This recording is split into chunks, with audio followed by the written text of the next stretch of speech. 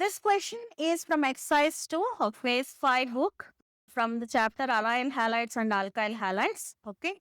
So the page number is 4.65. The question says, which of the following haloalkane is hydrolyzed by SN1 mechanism? The SN1 and SN2 mechanism is the most important part of the haloalkanes, haloarenes or alkyl halides chapter. So when we take the SN1 mechanism, the order of reactivity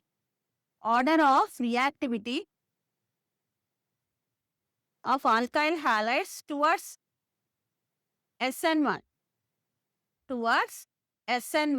is always what?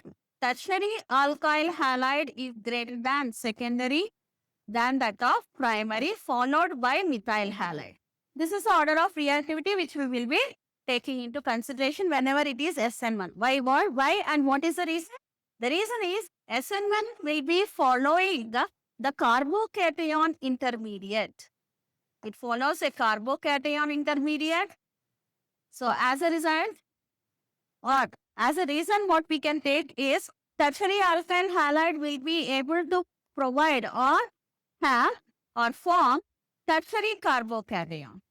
So that's why the reactivity order is this. The reactivity order is tertiary greater than, secondary greater than, primary than that of the methyl halide. So among all this, if we take methyl bromide, this is coming at the end, we know that. Now this ethyl bromide is a primary halide.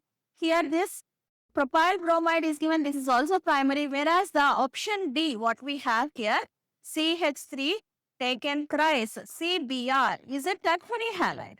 It's a tertiary halide. So this is the respective halide which will participate in the SN1 mechanism much easily. Okay, so it can be hydrolyzed easily by SN1 mechanism. Thank you.